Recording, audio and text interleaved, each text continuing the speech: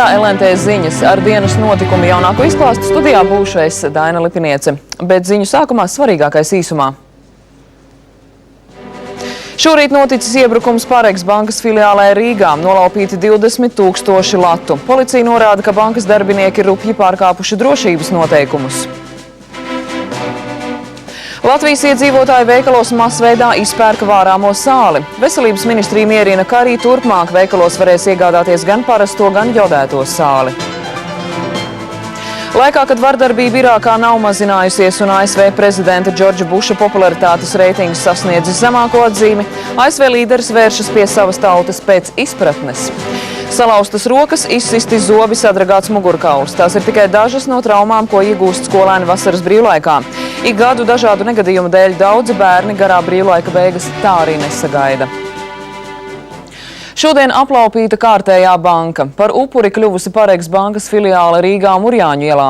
Tur nolaupīta vairāk nekā 20 000 latu. Policija pieļauj, ka uzbrukums nebūtu tik veiksmīgi noticis, ja vien bankas darbinieki būtu ievērojuši drošības noteikumus. Turpina Iveta Elksne. Bankas laupīšana bija ātra un efektīva, jo neilgu laiku pirms tam uz bankas filiāli bija atvesta apmēram 24 000 latu. Tas notika 8:00 no rīta, kad viena no divām darbiniecēm atvēra bankas filiāles rezerves durvis. Tur priekšā stāvēja bruņojušies laupītāji bez maskām. Viens darbiniecei ar ieroci iesit pa galvu un pieprasīja naudu. Saņemot atbildi, kur tā atrodas, noziedznieki naudu paņēma un aizgāja. Reizē brīdī izvirzītas divas pamatversijas par šo lietu. Pirmā ir tā, ka ir notikusi faktiskā laupīšana, iepriekš izplānota. Un otrs jautājums ir, ka laupīšana ir notikusi, kurā ir iesaistīti bijuši iespējams bankas darbinieki. Šodien bankā atradās vairāk naudas nekā parasti. Nauda nebija ielikt seifā, bija brīvi pieejama. Policija uzskata, ka laupīšana bija iespējama tādēļ, ka darbinieki ir rupji pārkāpuši drošības noteikumus. Rezerves durvis bankas darbiniece esot atvērus, lai aiziet pēc ūdens, jo bankas filiālē tā nav. Ja šeit ir tikt ievērots visu drošības noteikumi, kā paredz, teiksim, skaidrs naudas norēķina vietās, un tad, es uzskatu, ka šī laupīšana nebūtu notikusi. Tas ir, ja nauda būtu ielikt seifā, ja nebūtu Protams, atvērts durvis. Es domāju, ja nav, teiksim, norēķina grupā nav ūdens, es domāju, par to ir jāziņo noteikti, un tas ir bankas uzdevums nodrošināt, šo ūdeni, lai nebūtu jāstaigā cilvēkiem ārā. Šogad šī ir trešā bankas laupīšana Latvijā. Pērn bija 5 no tām viena neveiksmīga. Banku asociācijā uzskata, tas nav daudz un nevar teikt, ka Latvijā banku laupīšanai būtu īpaši labvēlīga vide. Tur, kur nauda ir arī gribēšana viņu, nozagt, un citas valstis, piemēram, Itālija, tur katru gadu notiek virs 2000 laupījumu, Francija pie 1000, Vācija pie 1000. Mazas valstis, teiksim, kā Baltijas valstis, neviena valstī nav bijuši vairāk par 10 gadiem, izņemot Lietuvu, kur vienā gada ir bijuši 24 gadi. Banku laupītājus Latvijā arī nereti notver, piemēram, par pērn nozagtiem 183 000 latu no Unibankas Sarkandaugavas filiāles. Galvenajiem vaininiekiem jau piesprieda 6 gadu ilgu cietumsodu. Rīt būs vēl viens spriedums. Tur tiesājumie uzzinās savu sodu par Hansa bankas Ogres filiāles aplaupīšanu. Iveta Elksne, Sergejs Zavorotņevs, LNT. Latvijā atkal uzliesmojusi sāls pirkšanas histērija. Pēc ziņām, ka turpmāk ļaus tirgot tikai jodētu sāli, pircēji sākuši iztukšot veikalu plauktus. Pēdējās dienās Latvijas iedzīvotāji līdzīgi kā pērn martā atkal masveidā izpērka vārāmo sāli. Sāls tirzniecība visā Latvijā pēdējās dienās pieaugusi vairāk nekā 40 reižu. Vienas dienas laikā no noliktavām tiek izņemta mēneša norma. Sāls pietrūkst pat vairumtirgotājiem, kas nespēja apmierināt augošo pieprasījumu. Tomēr satraukumam, ka Latvijā vairs netiks tirgota parastā sāls, nav pamata. Veselības ministrijas sola, ka valdība ļaus arī turpmāk tirgot parasto sāli. Lai novērstu joda deficītu, Latvijā valdībai bija iecerē ar septembri ļaut tirgot tikai jodēto sāli. Pētījumi liecina, ka iedzīvotāji uzņem pārāk maz joda. Tā trūkums cilvēka organismā rada smadzeņu darbības traucējumus. LNT ziņās stāstījām, ka arī pērn martā līdzīga sāls histērija bija pārņēmusi visu valsti. Toreiz izplatījās baumas, ka pēc iestāšanās Eiropas Savienībā rupjā sāls kļūs dārgāka vai pat nebūs nopērkama. Un arī toreiz veikalu plauktos sāls uz laiku kļuva par deficītu.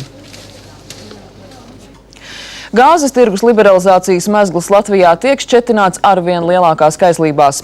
Bezatbildīgu rīcību uzņēmumam Latvijas gāze šorīt LNT rīta ziņu raidījumā 900 sekundes pārmeta premjera vietas izpildītājs Gundars Bērziņš. Bērziņš uzsvēra, ka uzņēmums pats vainojams tajā, ka valdība nolēmusi tā monopola stāvokli saglabāt līdz 2010. Nevis līdz 2014. gadam. Ja Latvijas gāze būtu piekritusi vienoties ar valsti, valdība būtu gatava kompromisiem. Taču tagad vilcinot šī jautājuma risināšanu, Latvijas gāze var nonākt arī tādā situācijā, ka gāzes tirgus brīvlaišana notiek pat vēl ātrāk. Latvijas gāzes vadība un akcionāri rīkojās bezatbildīgi, kā tas ir bijis līdz šim, uzskatot tikai savas intereses, izvairoties un nevedot sarunas ar valsts deleģēto pārstāvu Kariņu kungu. Un līdz ar to vakardienas kompromiss, vakardien valdība izšķirās starp diviem, vai nekavējoties ievies gāzes tirgus liberalizāciju vai 10. gadu, un tikai pateicoties pašai gāzei, mēs piedāvājam tikai 10. gadu, un tam būs vajadzīgi dokumenti no Latvijas gāzes, ko viņi ir atteikušies iesniegt, un ja viņi turpinās tā, tad gāzes tirgus liberalizācija iestāsies daudz ātrāk. Ja Eiropas komisija piekritīs Latvijas valdības prasībai ļaut gāzes tirgu liberalizēt 2010. gadā, Latvija būs atrisinājusi problēmu ar Eiropu, bet ne ar uzņēmumu Latvijas gāze.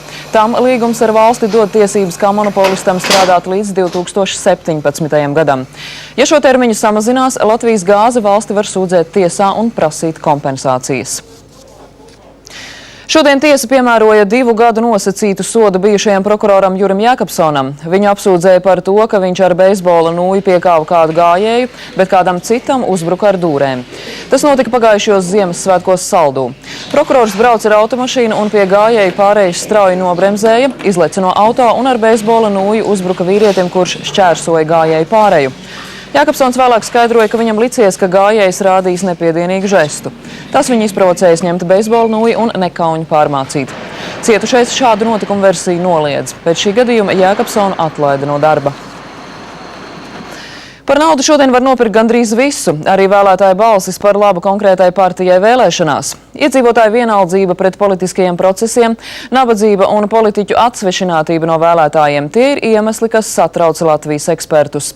Centrālās vēlēšana komisijas un sabiedriskās politikas portāla Politika LV rīkotajā konferencē tika meklēti iemesli un risinājumi balsu pirkšanai.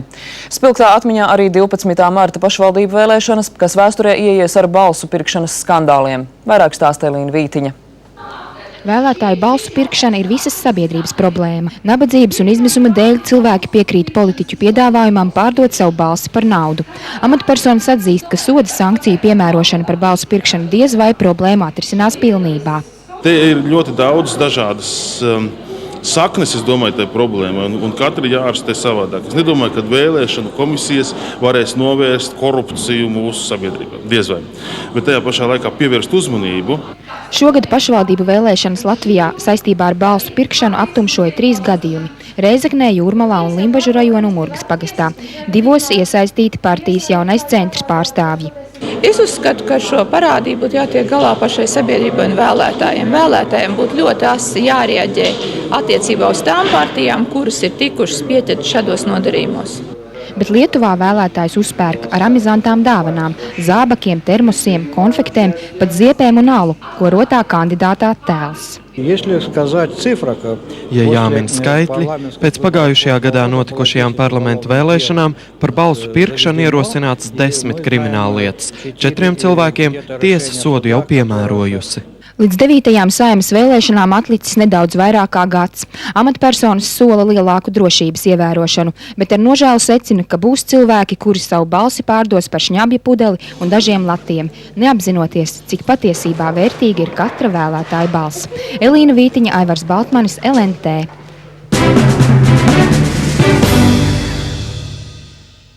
Satraucošas ziņas saņemtas no Zviedrijas. No kādas kodolspēkstacijas, kas atrodas netālu no Stokholmas, Baltijas jūrā ieplūduši notekūdeņi ar paaugstinātu radioaktivitātes līmeni.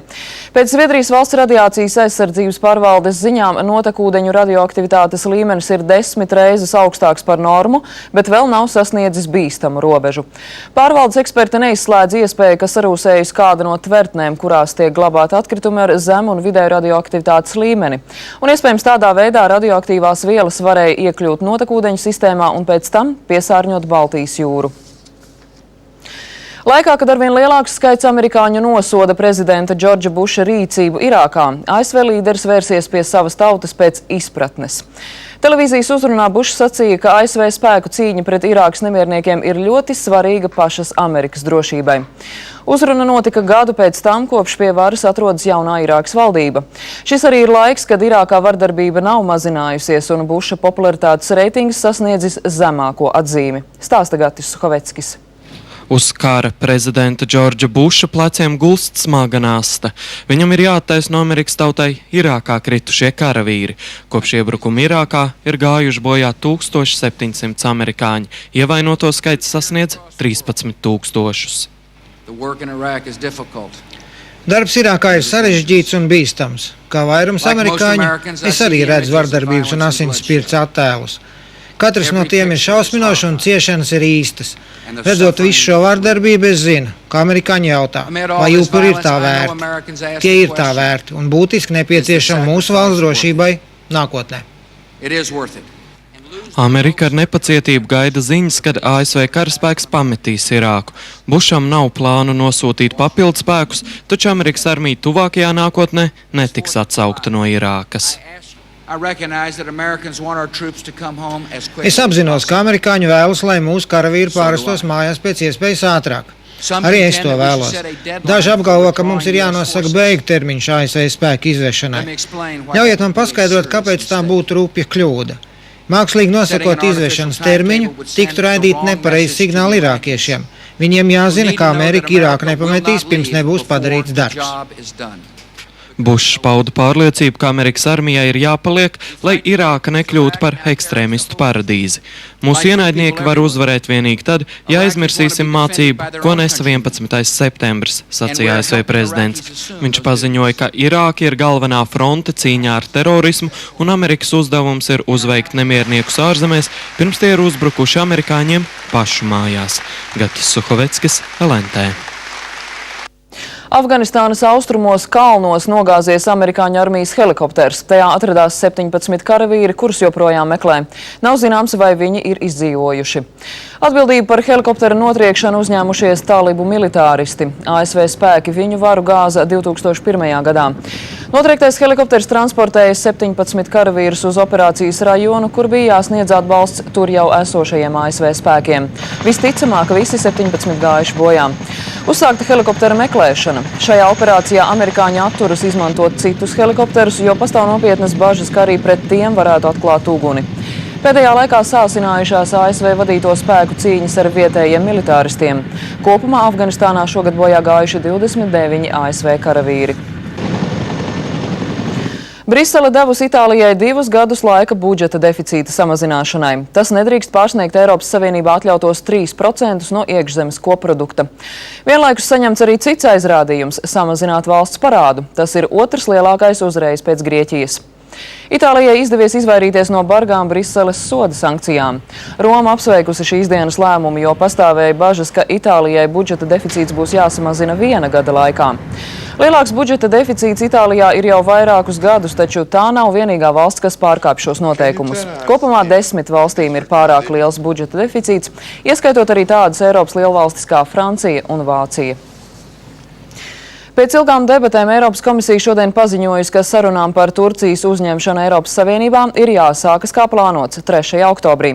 Šis lēmums vēl vienbalsīgi jāapstiprina visām 25 dalību valstīm. Eiropas komisija norāda, ka iestāšanās sarunas ilgs ne mazāk kā 10 gadus un nav nekādu garantiju, ka Turcija patiešām uzņems Eiropas Savienībā.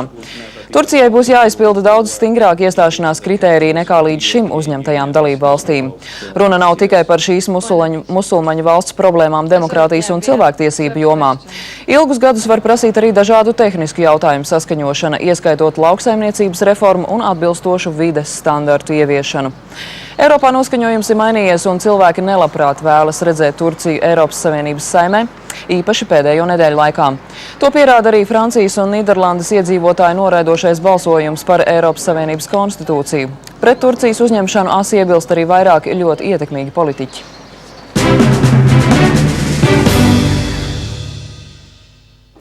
Salauztas rokas, izsisti zobi, sadragāts mugurkauls. Tās ir tikai dažas no traumām, ko bērni iegūst vasarā. Ik gadu negadījumu dēļ daudzi skolēni tā arī nesagaida garā brīvlaika beigas. Tas ir izmisums, saka ārsti. Par augsto bērnu traumatismu vasarā plašāk Kārlis Kristapsons. Vasarā salīdzinājumā ar pārējo laiku traumas guvušo un savainoto bērnu skaits dubultojas. Brīvlaiks ir vissatraucošākais. Skolas laikā bērni ir disciplinēti, bet vasarā atstāti novārtā. Pēc Eiropas bērnu drošības alianses datiem Latvija ar bērnu mirstību no traumām ieņem pirmo vietu Eiropā. Visbiežākie nāves cēloņi ir tieši pieaugušo nevērība. Svešķermeņi, saindēšanās, ja? Tas viss ir, īstenībā no bērna nedrīkst šajā vecumā acis novērst, un tas, cik daudz viņi cieš, tas ir izmisums. Latviešu tautas sakām vārds māca. Nelaime nenāk brēgdama. Tā notiek arī dzīvē. Trauma pārsteidz ar tās pēkšņumu. Vecāku neuzmanības dēļ šovasar Ķīšezerā viena meitenīte jau ir noslīkusi. Varbūt tajā brīdī viņi sauļojās vai gulēja. Nemāk es pateicu, ko vecāki, kur viņi tajā brīdī skatījušies, ka viņi nav pat redzējuši, ka norisinājušies šādi atgadījumi. 15,000 ievainot bērni katru gadu nonāk slimnīcā. Daudzos gadījumos savainojumi nebūtu gūti, ja cilvēki tiktu laikus atbilstoši izglītoti. Dzīvība ir atkarīga no tā, kas ir notikuma vietai blakus, tāpēc ir jāmāc visa sabiedrība. Arī glābēji atzīst, par drošību neizglītoti ir gan vecāki, gan bērni. Kas saistīts ar ūdeni, ļoti daudz bērnu nezin, ko darīt, kā uzvesties ūdeni. Bērni mācās no pieaugušajiem, uzsver cilvēki, kuri ikdienas glāb bērnus no ciešanām un sāpēm. Speciālisti norāda, cilvēkiem beidzot jākļūst vērīgākiem, jo bieži bērni iet bojā vecākiem klātesot. Kārlis Kristapsons, Andris Jasīnskis, LNT. Rīt no rīta ziņu raidījuma 900 sekundes viesis būs bērnu ķirurgs, traumatologs ortopēds Aleksandrs Zaķis, un mani kolēģi kopā ar viņu apspriedīs bērnu traumatismu problēmas. 9. Latvijas skolu jaunatnes dziesmu un deju svētki skan arvien plašāk. Šodien pār svētku lielo balvu dziedāšanā sacentās kori. Jaunieši dziesmu svētku vēsturē tas ir vērienīgākais koru fināla konkurss. Žūrijas visas dienas garumā vērtēja 86 Latvijas koru sniegumu. Lai noteiktu lielās balvas ieguvēju, šobrīd 12 labākie kori žūrijas priekšā stājas vēlreiz.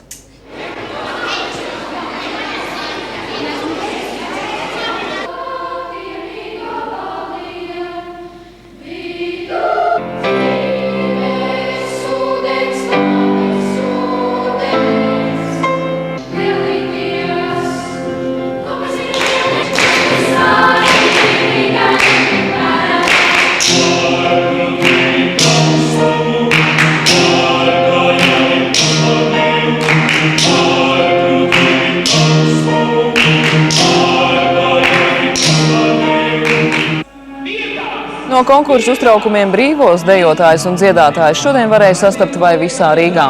Ķīpstalā dejotāji vēlreiz izspēlēja Raiņa Lugu spēlēju dancoju. Tie, kas redzēja uzvedumu, saprata, ka jauneklīgais azarts mazumā nav gājis. Savukārt etnogrāfiskajā Brīvdabas muzejā Lietu ar Jāņu dziesmām un vainagiem nosvinēja Pēterdienu.